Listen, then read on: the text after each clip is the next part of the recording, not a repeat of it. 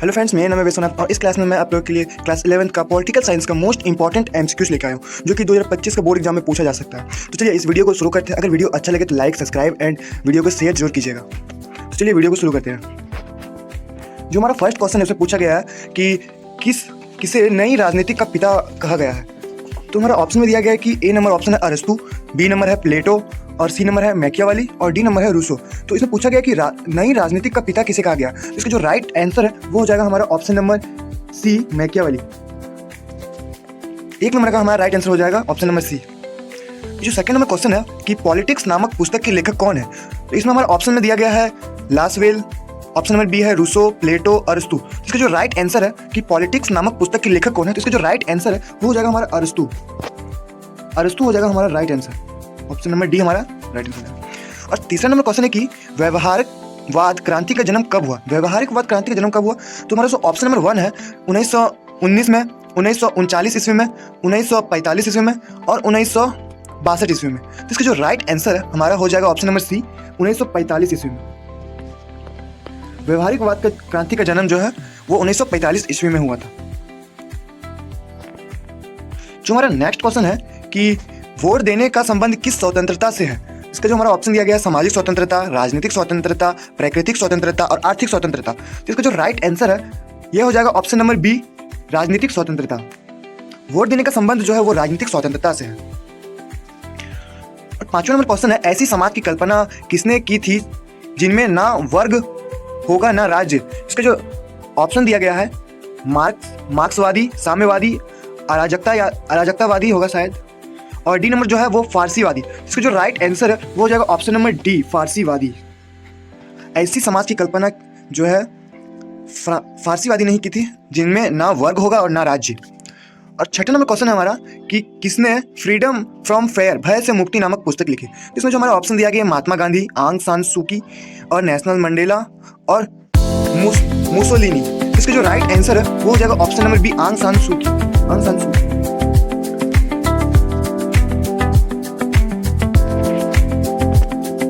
Number question है किनके विचार हैं कि प्राकृतिक असमानता को दूर नहीं किया जा सकता। इसका जो राइट आंसर होगा हमारा, पहले हम ऑप्शन देख लेते हैं। ऑप्शन में हमारा दिया गया रूसो, हांगबो, जे.एस. मिल, H.J. लेस्की। इसका जो राइट आंसर है वो हो जाएगा हमारा option number A Rousseau.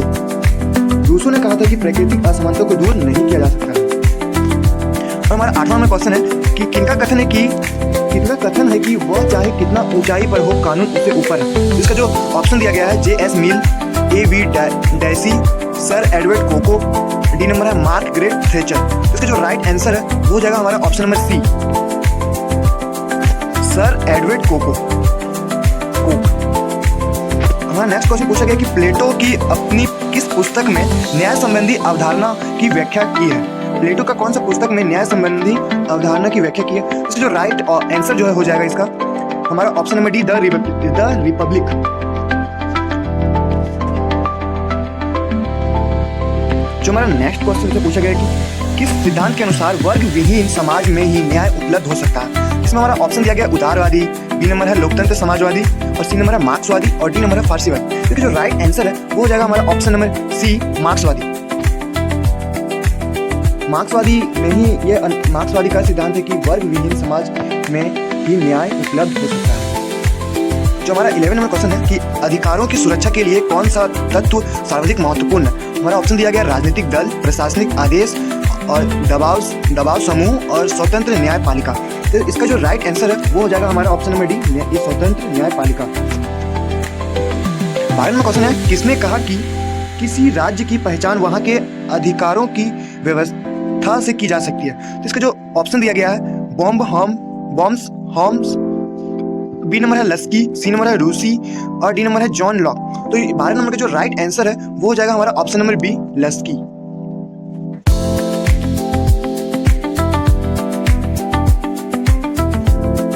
13 number question पूछा गया कि इनमें से कौन जीवन, स्वतंत्र तथा संपत्ति से संबंधित 3 अधिकार को प्राकृतिक अधिकार के रूप में माना। तो हमारा ऑप्शन दिया है कि R.M. MacIver, option number B John Locke, option number D option number D T.H. Green. इसका जो राइट आंसर है वो हो जाएगा option number B John Locke. 14 number question है कि अपने से बड़े लोगों का सम्मान करने का अधिकार, तो किस अधिकार के अंतर्गत रखा गया? तो हमारा ऑप्शन दिया गया नैतिक अधिकार, कानूनी अधिकार, राजनीतिक अधिकार और सामाजिक अधिकार। तो इसका जो राइट आंसर है वो हो जाएगा हमारा ऑप्शन नंबर नैतिक अधिकार। बड़ों लोगों के सम्मान करने का अधिकार जो है वो नैतिक अधिकार। 15 नंबर क्वेश्चन है कि किसने आज के विश्व को भूमंडलीय गांव की संज्ञा दी? ऑप्शन नंबर ए है Will Kymlicka, option number B है Marshall McLuhan, option number D है Habermas, option number D David Held हेल। इसका जो राइट आंसर है वो हो जाएगा हमारा option number B Marshall McLuhan, विश्व को भूमंडलीय गांव की संज्ञा दी। जो हमारा नेक्स्ट क्वेश्चन है कि एक व्यक्ति एक वोट का सूत्र किसने दिया? फर्स्ट यहाँ पे स्पेलिंग मिस्टेक है, बुक लिखा गया लेकिन वहाँ पे वोट होगा तो आप लोग थोड़ा एडजस्ट कर लीजिएगा। चलिए क्वेश्चन देखते हैं कि क्वेश्चन पूछा गया कि एक व्यक्ति एक वोट का सूत्र किसने दिया? तो हमारा जो ऑप्शन दिया गया कि पैंथोम, मील, रॉबर्ट पुटनैन और पेरिक्लिस। तो इसका जो हमारा राइट आंसर है वो हो जाएगा ऑप्शन नंबर ए पैंथोम नहीं, एक वोट और एक व्यक्ति एक वोट की संख्या दी। 17 नंबर क्वेश्चन है कि किस देश में स्तन का नियम के आधार पर नागरिकता मिलती है? Britain, France, America, Bharat. तो सर इसका राइट आंसर है वो हो जाएगा ऑप्शन नंबर बी फ्रांस। 17 का राइट आंसर हो जाएगा बी फ्रांस। 18 नंबर का क्वेश्चन पूछा गया कि इनमें से कौन सर्वश्रेष्ठ राष्ट्रवाद है? अंध राष्ट्रवाद, उपनिवेशवाद, विरोधी राष्ट्रवाद, विस्तारवादी राष्ट्रवाद, उदारवादी राष्ट्रवाद। इसका जो राइट आंसर है वो हो जाएगा उदारवादी राष्ट्रवाद। जो हमारा नेक्स्ट क्वेश्चन पूछा गया कि किसने कहा कि राष्ट्रवाद एक पूंजीवादी अवधारणा है? Option number A Hitler, option number B केल डायर्स, option number C B Anderson, option number D Karl Marx. तो इसमें पूछा गया कि किसने कहा कि राष्ट्रवादी एक पूंजीवादी अवधारणा है? तो इसका जो राइट आंसर है वो हो जाएगा option number D Karl Marx ने कहा था कि राष्ट्रवाद एक पूंजीवादी अवधारणा है। 20 नंबर क्वेश्चन पूछा गया कि समाज की भलाई हेतु राज्य द्वारा किसी धर्म के मामले में उचित निर्णय क्या होगा? फर्स्ट नंबर ऑप्शन है कि राज्य धर्म के मामले में हस्तक्षेप करेगा, राज्य धर्म के मामले में हस्तक्षेप नहीं करेगा, राज्य सभी धर्मों को बढ़ावा देगा, राज्य धर्म के मामले में तटस्थ रहेगा। इसका जो राइट आंसर है वो हो जाएगा ऑप्शन नंबर ए राज्य धर्म के मामले में हस्तक्षेप। इसका जो राइट आंसर है वो हो जाएगा कि राज्य किसी धर्म के मामले में हस्तक्षेप नहीं करेगा।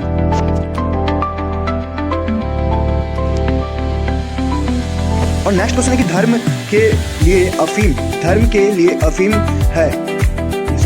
लोगों के लिए अफीम है किसने कहा?